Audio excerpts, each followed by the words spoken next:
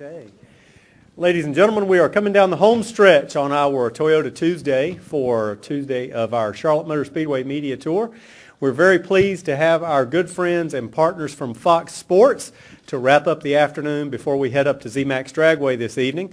And one quick teaser, we will be talking a little bit more about Fox Sports when we head up to ZMAX and the NHRA program that they will have in store this year as well.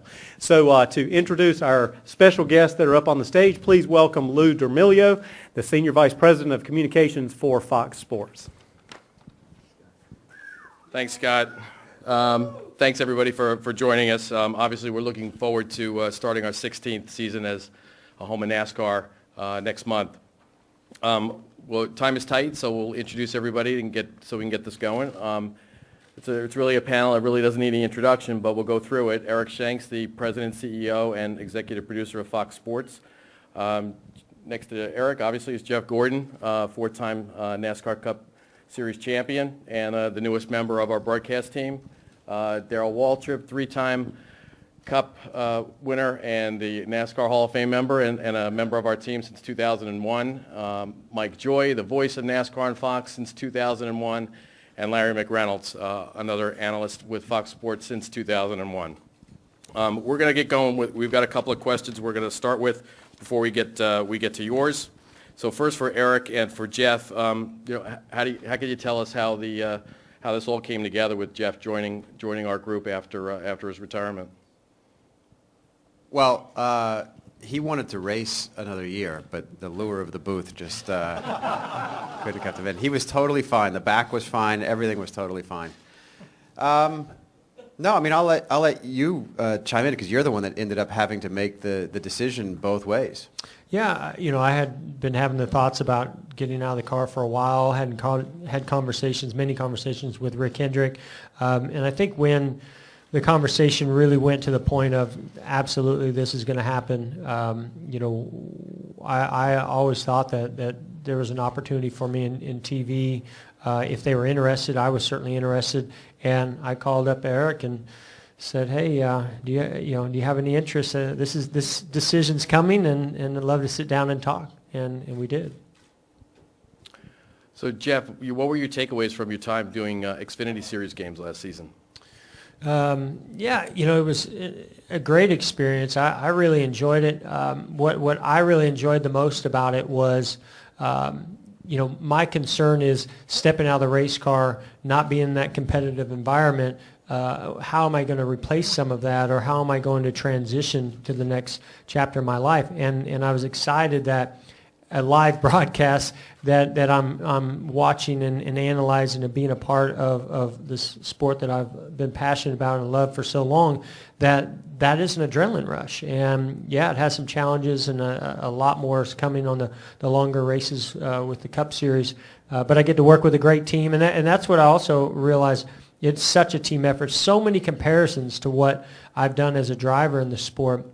As to what I'm already seeing in the broadcast booth, whether it was the Xfinity races that I did last year, or working with these guys when we did a rehearsal during the truck race at Texas, and then even following that up with December and January with a lot of meetings and talking about preparation and technology that they are bringing to the broadcast, and just how we work together as a team, coming up with great ideas. So it's been a lot of fun. I can't wait to get to Daytona. Yeah, NASCAR on Fox didn't exist before Larry, Mike, and Darrell, and they created the mold, and it takes, they've created what the NASCAR on Fox brand is, and when Jeff said that this was something that he was interested in, you do take a step back and say, okay, can Jeff carry on, the tradition and be a part of the group of what you guys have created, which is fun, which is entertaining, self-deprecating. I mean, these guys are busting on each other all the time. And, you look at the drivers that are coming out, and, how many other drivers have hosted SNL and have gone through makeup to be a taxi cab driver to freak somebody out in a Pepsi commercial? And so getting to know Jeff and getting to know, everything about his brand and the way that it fits well with what these guys have created, I think it's going to be really special as well.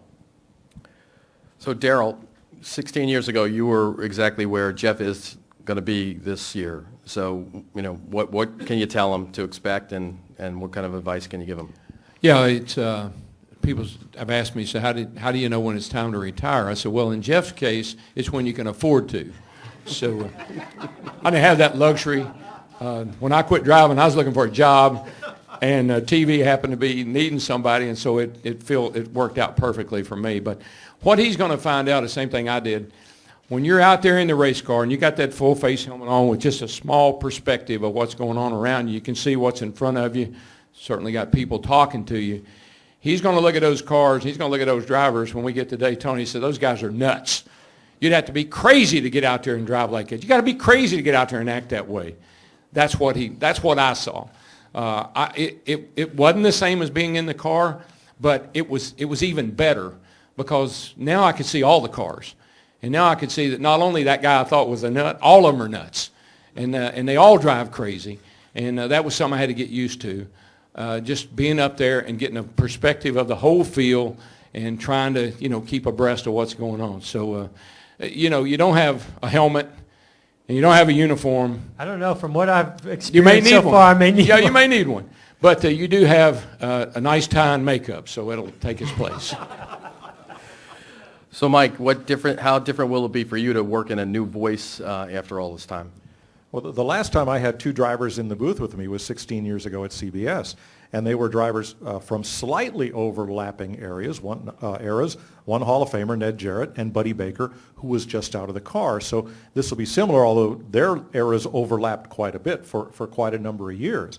And when Eric called me and said, hey, we're going to hire Jeff Gordon and be you three guys in the booth, what do you think? I said, don't let me get too far away from Larry Mack. I want him right there at arm's reach because in 2001, Fox pioneered the idea of a crew chief in the booth with a driver as analysts. So it's the best of both worlds for me. I'm going to be able to get all of my strategy and all of my technical details and all of the predictive analysis that Larry's given us for 15 years at arm's length while I referee difference of opinion, on whose jet is faster or whose Suburban will out-accelerate whose. But this is great because having the crew chief element as a major part of our telecast allows the drivers to concentrate on the drivers and not on the technical minutia or the strategic aspect of what's going on pit road. So we did a practice race at Texas with the trucks. We had a lot of fun. And I think it's going to be a lot like we found 16 years ago. We're going to have three of us in the booth. We're all friends. We all know each other well. We all respect each other and respect each other's point of view, even though it doesn't necessarily agree with our own. So I'm really looking forward to this. So Larry, you've always been known for your preparation. Walk us through how you're getting ready for the opening of the season in Daytona, and the Daytona 500 in particular. Yeah, I mean, it's no different than the first 15 years, and honestly, just even though it's totally different preparation, it's the same philosophy as I did as a crew chief for 18 years, trying to prepare for not only for the Daytona 500 but for the 2016 season. It's truly a labor of love, but obviously I'm always trying to keep up with what NASCAR is doing, and of course we know that's an ever-changing world. And another big thing that's happening this year, starting with Daytona, we've got 12 crew chief changes in the sport. That's like the NFL having 12 head coach changes. So I'm trying to learn as much about these new combinations that's going to be out there. I try to spend time at the race shops. We're working on a trip to Akron, Ohio, where I can dig into what Goodyear's doing for the future with this rule change, trying to get into the wind tunnel with a race team to truly show the fan. All we hear is the new aero package, the new aero package. We're going to try to show them what this new aero package is in the wind tunnel. And the other thing I work on during the off season, our bosses challenged us for years. It's easy to tell you the stats of these drivers. They're normally right on the screen. But anything we can do to personalize these drivers. And to me, a wake-up call, Fox, as they do every year, they did the World Series a few years ago with Joe Buck and Tim McCarver. And I was watching very intently, and it was the San Francisco Giants. And nobody knew nothing about the San Francisco Giants. But by Game 4, I knew about the San Francisco Giants, and actually I started pulling for them a little bit because Joe and Tim did a really nice job of personalizing those players, and that's the other thing that I try to do during the off season as well is find as many stories as I can about these drivers. Thanks. Okay, I think we're ready to open it up for questions. There are microphones around, so I don't know if you want to wait till the mic gets there. Let's go right here.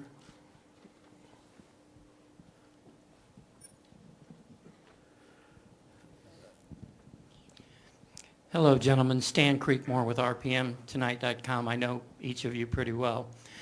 I actually have two questions. Jeff, compare what it's going to be like, you think, as a rookie this year as it was when you were a rookie at your very first NASCAR races way back when. Yeah, I mean, like I mentioned just a little bit ago, there's so many similarities that I'm seeing in things that I've experienced as a driver, and I think the one thing I experienced as a driver as a rookie at Daytona in 1993 was the unknown. It's not knowing exactly what to expect, what's coming at you. As a veteran, you feel like you've kind of experienced just about everything, and you're prepared for anything that gets thrown at you. And for me, that's why it's so crucial for me to build this bond and us to have this chemistry, because I'm going to rely on them a lot to help me get through the unknowns. Up to this point, all the debriefs and all the preparation and ideas that are out there and running around all over the place doing promos has been very, very similar from an off-season standpoint. Once those cars get on the track, it's going to be all new to me, and I'm anxious and excited about the challenge, but I'm also a little nervous about the unknowns. Okay, thank you. And Larry, when you go to Akron, Ohio, and look in on Goodyear, will you spend any time looking at the 17-inch tire that they're prepared to make and NASCAR just isn't quite ready to use yet? Yeah, I mean, I'll look at everything they'll let me look at and then some. But yeah, I'm going to try to stay more in the moment. And of course, that's the other challenge, Stan, that we have, that I have, is my role is really not changing, to Mike's point. I'm still going to be breaking down strategy and technical terms and rules, but at the same time, I have to be careful. I don't want to get earlobe deep, because that's going to turn a viewer off as well. We want to explain it. We want to simply explain it. We want to be concise about it. So I guess I'll look at anything they've got, but am I going to come back and talk about it on our broadcast, something that we may not even be using? Probably not. Okay, we're going up that way. Yeah, Wolfgang Monser from Germany, Rennsport Press Agency. I'm sorry, I didn't understand it very well. I just want to double check if I understand the situation with your TV company. If I understood correctly, Jeff, Darrell, and Larry are analysts of the races. Is this correct? Yes. Yeah, okay. In case, what will happen if the three analysts, Larry, Darrell, and Jeff, have a different opinion about the race? It's a fight in the booth? That's good. That's good. That's We'll good? be right back. That's good TV. Mike Joy will take us to break. So you not come to a common opinion. You can No. have different opinion. Okay. No, because the viewers are going to have different opinions. And frankly, I welcome a divergence of opinion. I remember one. I think it was Daytona. It was July. It was a Daytona race. We had a caution with 6 laps to go, and you said not getting tires. You said I'm getting 2 tires, and I said, well, I watched yesterday's race, and the winner got 4, and we didn't agree, but we respect each other, and we can respect each other's point of view and difference of opinion. We've never had, to your question, a fight in the booth. But normally the driver wins out. I speak from the crew chief experience. As Earnhardt told me when I called for 2 tires, he'd say, I want 4, I'm in, I'm not leaving till you give me 4. 4 tires did win the race, by the way. That's the only reason he brought that up, is because he was right. There's one time he was right, he brought that up. What Todd Parrott say? Even a blind squirrel finds a nut now and then? Yeah. Okay. Okay, we're going right there. Yes, for Jeff, how comfortable and confident are you that the 24 car is in good hands, and what do you think? What kind of learning curve is Chase in for compared to your own experience as a rookie? I think he's in extremely good hands. I think the team's in extremely good hands too, to have him as a driver. I think that when I think of you moving to this position in being in the booth. The biggest challenge that I see that I'm going to have is not showing too much bias towards that 24 team. I love those guys. They're like family to me. So is Rick Hendrick. And I have been such a huge supporter of Chase coming there.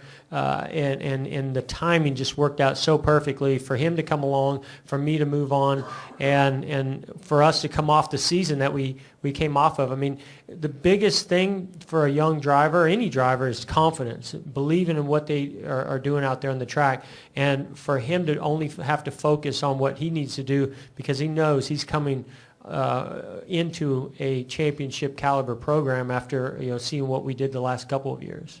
Yeah, I think some of these young guys actually are going to be at an advantage, not a disadvantage, because with the aero package change, Chase doesn't have any experience with any package. And so he kind of starts with a clean sheet of paper. And then, as Jeff said, he's stepping into a car with Alan Gustafson and that crew that's, Jeff fought for a championship. So I think Chase in pretty good hands. I think he's going to have some ups and downs. I think he's going to have some good weekends. He's going to have some disastrous weekends, but that's what rookies do. Going right up there. Zach Is that going to happen in the booth too? No. I hope we're as forgiving in the booth as we are on the racetrack. Zach Catanzarelli, front stretch. For both Dale and Jeff, you had years of conducting interviews in front of the camera and having that television experience. So how would you say that has helped you or will help you when it comes to now having a career out of it? Well, one of the things, Jeff and I have talked about this, and it's the hardest thing for a driver is when someone asks you a question, you want to elaborate. You don't want to be one of those drivers that says, yep, car run good, yeah, well, the boys back to shop, and I'd like to thank all my sponsors and that kind of thing. And so that's something that as a driver, it's one thing to answer a question, but as an analyst, it's really hard to ask questions and get answers from other athletes.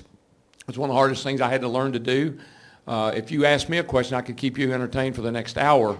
But when I had to go and ask individuals questions, I had to really dig hard and think hard as to what I wanted to ask that person to get the most out of them. So that's the thing that I've found as an analyst and doing interviews is knowing what questions I asked to get the driver to respond in a positive kind of way. Yeah, I would just follow up with, it's going to take time. I don't expect to just nail it right away. I will say all my years of being in front of a camera or interacting with, the production of a race, being on TV has certainly given me some confidence in myself of what I'm saying, thinking about what's going on about the question and trying to answer it. But being on the other side of that, coming up with a thought with no question really being placed at you, and then having to do it all within about 20 or 30 seconds and then go to a break or go on to another subject or something just happened on the track and having somebody talking in your ear, those are the challenges that I see coming that are only going to happen through experience where you get used to it. Believe it or not, my experience has been that people don't like slick. They don't like something that's overproduced. They want you to be yourself. And if you put your foot in your mouth, you just kind of laugh about it, laugh at each other, and move on. That's what most fans seem to enjoy the most, and I know that from experience. So I think that's how we roll. He did the NFL game, pregame show Sunday, and he said, boy, those guys have a lot of fun. I said, well, that's the Fox way. We've always been able to be ourselves. And if we make a mistake, we laugh about it and move on. And that's why I've loved working I couldn't work for anybody else. It's been the ideal job for me. They let you be yourself, your personality, what you know, and put it to good use. There are three rules. Tell the story, explain why, have fun, don't screw it up. Those were the three commandments. I'm really focused on that last one. Don't worry. Yes, Barry Richmond, Piedmont Broadcasting Corporation. This question's for Jeff. After all these years of the so-called off-season as a driver, so what was the off-season like not having to face getting in the car for 2016? That's the interesting thing is really there's a very small fraction of maybe if I would have had a test, say, over the off season, which there's not a lot of testing, off-season testing that's happened in the past couple of years. But the 48 team I know went to Las Vegas this year. Had that been the 24 car, then that's what I would have been, missing out. Other than that, I mean, we have debriefs on Tuesday. They had a big production meeting in December. I went to the banquet. I've done some photo shoots and some promos. I mean, honestly, it's been almost exactly the same preparation, except for I'm not talking about things that they're doing to the car to prepare for a race, and I'm not in the car, but that wasn't that much different the last couple of off seasons. Where it's really going to change is when I get down to Daytona and I'm in the booth and I see cars rolling out on the track, and it's going to hit me, I think, at that moment. And on one hand, I'm super excited because there's so many great things to talk about, and it's Daytona and the Daytona 500, and I'm in this new position that I'm so I'm just already got an adrenaline rush. They're going to have to shut me up when I get up there because I'm just excited. But other than that, it's really been very, very similar, and I like that. I like that because I don't want to change 180 degrees of what I've been doing. I think it's nice to be able to go into something that feels very natural. Yeah, we're going to have weigh-ins. When we get to Daytona, drivers always have to weigh in. So we're going to have weigh-ins, minus his wallet. And then when we get to the end of our 16 races, we get to June, end of June, we're going to have a weigh out. And I bet you he gains more weight than I do. I might lose more hair, but I don't know if I'm going to gain more weight. We'll see. Now, Larry. Easy. Yeah, who's competing? Right here. Who's competing in this? It's what you start with, what you end I knew when with. he turned this way what road he was about to go down. And that's going to be the toughest thing. I can, with a look, get the right comment out of Larry and out of Darrell because we've made this movie so many times.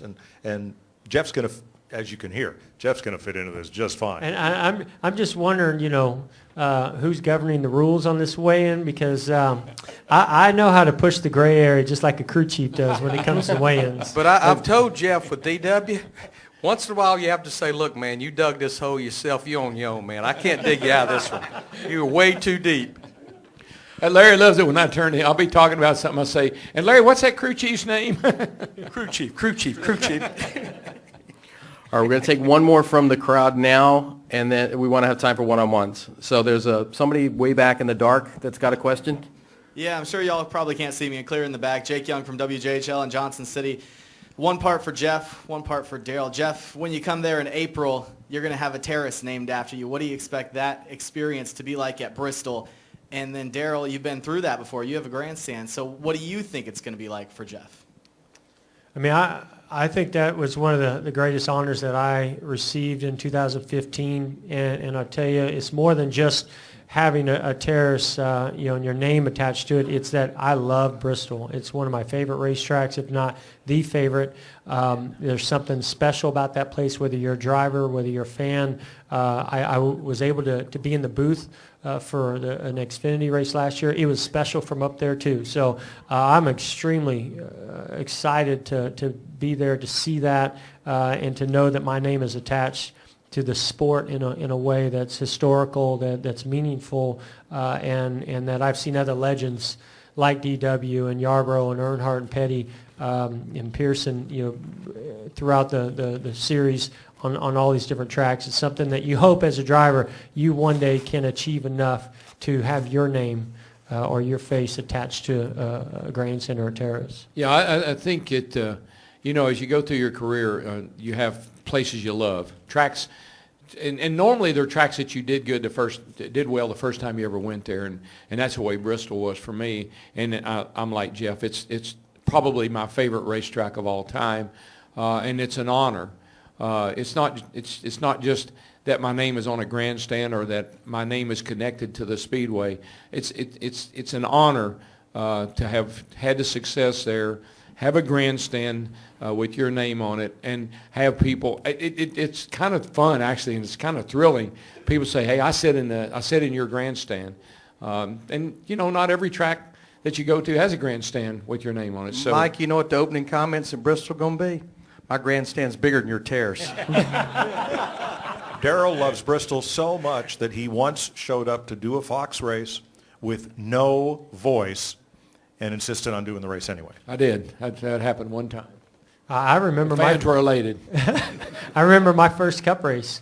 Watching as a fan, I was still in the Busch Grand National Xfinity Series now. At the time, I remember standing up at the spotter stand, watching this guy right here wear them out, all diamonding it up to the top when it was pavement, and getting a big run off the corner. It was awesome. So it's amazing how full circle life and racing can come. And now I get to stand next to this guy and hopefully bring some entertaining thoughts and ideas to the fans that are going to be listening and watching. Yeah, I think a challenge for Jeff is, he goes back to 1992, and so he kind of knows what happened from that point forward. He's going to have to do a lot of research and a whole lot of homework to figure out what happened in 1982 or maybe in 1972, because those are when you go to Bristol, it has a history. And he mentioned Petty and Pearson and Cale, and so it's okay to know what happened the last 10 or so years, but it's kind of nice to know what happened 25 or 30 years ago too, because that's what makes Bristol the last great Coliseum, is what those guys did there before we all came along. So I expect when I buy dinner, like I'm expected to do as a rookie this year, That's that I'm weekly. going to get some of the. That's my payback. I'm here for you, brother. I want I'm here those for you. stories. I'll just give you a brief analogy. I think the challenge for Jeff would be the same challenges for a photographer who has been going to this track every year shooting trackside, and suddenly you're on the roof, and your view from 10,000 feet is completely different than the view out the windshield or the view from behind the guardrail. And that's going to be different, but it's going to be fun to hear him, to hear his comments on that. But Lou, if I could just add one thing, I go back to the conversation that Eric Shanks and I had back in May when we were talking about this change that was coming for 2016. And I say this with sincerity. Over 170 Sprint Cup Series wins sitting there and 7 Sprint Cup Series championships. How in the world could it not be good for a broadcast of a NASCAR race? Well, look, Larry, between the 5 of us, we have exactly 200 wins up here on the stage today, including yours and Mike's and mine. Exactly 200. We're still at 7 championships, but That's okay. That's right. Yeah, no big deal. We're just saying. proud of that. We can add some Daytona 500 to that. Okay, we're going to get a quick picture of everybody, and then we'll do the one-on-ones. We're going to do them in here, so you don't have to go anywhere.